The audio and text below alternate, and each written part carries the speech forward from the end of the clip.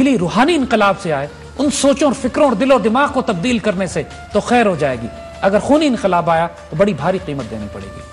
तब्दीली तो हम देते आए हैं, चुकाते आए हैं। लुक एट आवर हिस्ट्री, देते आए हैं। इलेक्शंस की बात करते हैं, बात वहीं आ जाती है कि इलेक्शन से पहले सिलेक्शंस हो जाते हैं। बात हम सिस्टम की करते हैं तो सिस्टम को हमेशा बिगाड़ के पेश किया गया, इंस्टीट्यूशन कभी रिस्टोर नहीं हो सके। कि अंग्रेज कब गया यहाँ से?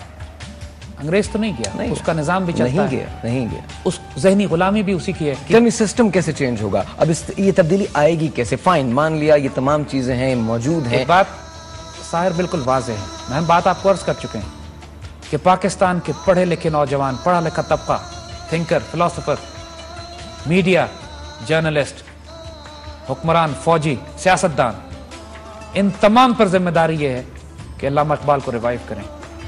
आइडियोलॉजिकल रिवाइवल, हमें अपनी नजरियाती असास पर वापस लौटना है। हमारी नजरियाती असास रूहानी भी है और उसकी सियासी और दीनी भी है। और जब उस असास पर रिवाइव करेंगे,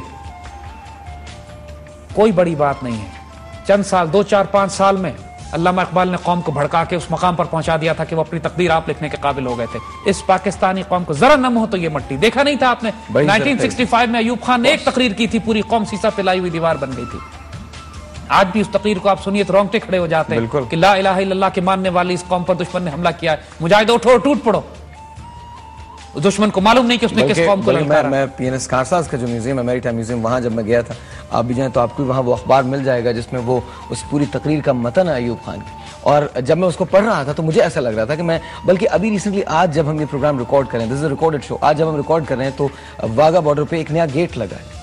लेट मी टेल यू, जब वहां पर पाकिस्तान के परचम को उतारा गया, उसको लपेट के लाया गया, फिर दोबारा उसकी, ओ माय गॉड, आपके रोंगटे खड़े हो जाते हैं। ये पाकिस्तान से इश्क है। देखिए, इस मट्टी का इश्क है। जिस तरह इस पाकिस्तानी कौम की रग रग में हुजूर सल्लल्लाहु अलैहि वसल्लम से इश्क पिरो दिया गया, इसी तरह इस पाकिस्तानी कौम के वजूद में इस पाकिस्तान की मट्टी से इश्क समो दिया गया है। इसके अंदर नहीं निकाला जा सकता, नहीं निकाला जा सकता। जो मर्जी कर लें, जितने मर्जी दुनियादार हो जाएं, जब ये पाकसर जमीन किश्वरे हसीन शादबाद, तू निशान अस्मे आली शान अर्ज़ पाकिस्तान, मरकज़े यकीन शादबाद, जब ये होता है ना, मुमकिन नहीं है कि आंखों से आंसू रुक जाए।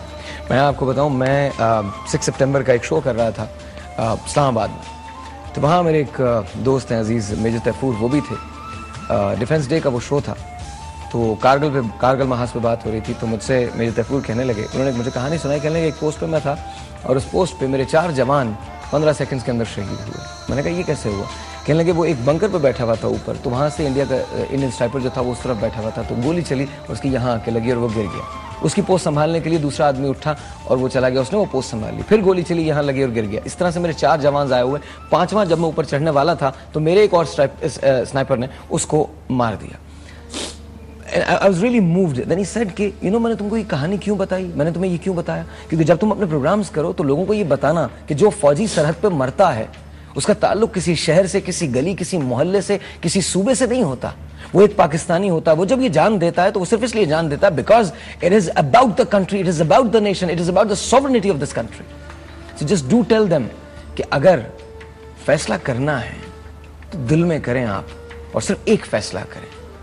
कोई कौम, कोई सियासी जमात अगर आपको यह आके बताए कि वो पाकिस्तान से बड़ी है या कोई सियासी लीडर पाकिस्तान से पहले आए, उसको कंडेम कर दें। And I was so moved. मैं इसी तकरीब के अंदर जब आखिर में पहुंचा तो सिपाही मकबूल हुसैन की एक कहानी है। मकबूल हुसैन के साथ जो कुछ हुआ वो हम सबको पता है। वो कैद में रहे काफ़ी साल, जब वापस आए तो उनका जहनी तवाज़ुन जो है वो ख़राब हो चुका था। तो डिसाइड ये हुआ था कि वो कुर्सी पे आके बैठेंगे। पीछे से मैंने रिकॉर्ड की हुई थी आवाज़, वो पूरी एक फिल्म जो थी वो चल रही थी, और फिर अचानक लाइट्स आएंगी और मकबूल हुसैन खड़े होंगे और उनके साथ हम सब खड़े हो जाएंगे। हमने कुर्सी भी बिछाई, मकबूल हुसैन आके बैठे और इसके बाद चूंकि दिमाग पे इतने हमले हुए हैं, तकलीफ है, वो उठ के वहाँ से चले गए। जैसा मैं आपको बता रहा हूँ, उस वक्त एक अजीब सा आलम था, हमें समझ में नहीं आ रहा था कि क्या करें। नजम साहब ने मुझसे कहा कि तुम जाओ, फ़ौरन जाओ और जस्ट बोलना शुरू कर दो। मुझे नहीं पता कि कैसे होगा, लेकिन जाओ बोलना शुरू कर दो। मैं वहाँ चला गया, लाइट्स ऑन हुई, मकबूल हुसैन वहाँ नहीं थे, मैं वहाँ खड़ा था, मैंने बोलना शुरू किया। आहिस्ता आहिस्ता मैं रो रहा था, और वहाँ जितने लोग थे वो सब रो रहे थे। और उस वक्त मुझे एहसास हुआ कि अगर मेरे वतन अजीज़ की बात है और अगर इस वक्त गोली चलती है या कोई बॉम्ब मेरी तरफ आता है तो कसम खुदा की मेरे चीथड़े अगर बिखर जाएं और इस मट्टी में घुल जाएं, मुझे कोई शिकायत नहीं। I mean it was such an, अगर हम सबका इश्क इतना पावरफुल है और सिर्फ मैं ही नहीं, आप भी होते और आप जो देख रहे हैं अगर आप भी होते, आपकी यही फीलिंग्स होती, अगर इतना पावरफुल हमारा इश्क है तो हम साथ मिलकर काम क्यों नहीं कर सकते? ताहिर, हम आपको अपना ज़ाती तजुर्बा बताते हैं यहाँ। You wanted to know about my personal experiences. As a young boy, जब हम सोवियत फौजों से लड़ने के लिए अफगानिस्तान गए तो हम पाकिस्तान की सरहद के करीब, हमारी फ्रंट लाइन थी, इतनी करीब कि हम पीछे मुड़ के देखते थे तो पाराचिनार की रोशनी हमें नजर आती थी और सोवियत फौजें हमारे बिल्कुल सरहद पे आ चुकी थी और आगे आग बरसती थी जब सोवियत आर्मर, उनके हेलीकॉप्टर, उनके गनशिप्स, उनकी आर्टिलरी हम पर फायर करती थी। और एक खत अव्वल था, सिर्फ एक पहाड़ी रेंज थी जो हमारे और उनके, पाकिस्तान और सोवियट्स के दरमियान थी और हम उस रेंज पे बैठ के एक तरफ देखते थे तो आग होती, पीछे मुड़ के देखते थे तो पाराचिनार के फ्रंट पे पाकिस्तान का झंडा लहरा रहा होता था। और यकीन करो हमारी आंखों से आंसू निकलते थे उस वक्त। At no cost I will leave this post. इस पोस्ट से अगर मैं पीछे हट गया तो फिर इस पाकिस्तान के झंडे को रौंदेंगे ये। हमें खौफ होता था, खौफ नहीं होता था, दहशत होती थी। I'll be honest with you। लेकिन सिर्फ ये चीज वहां में रोक के रखती थी, इस महाज को खाली नहीं करना, ये खत अव्वल है, फ्रंट लाइन है। अगर ये खत अव्वल रोन दी गई फिर ये पाकिस्तान में दाखिल हो जाएंगे। और ये हर पाकिस्तानी में ये जज्बा है, ये हमारे वजूद में पिरो दिया गया है, ये नहीं निकाला जा सकता। This can not be taken out. We're going to take a break. When we come back, we'll talk.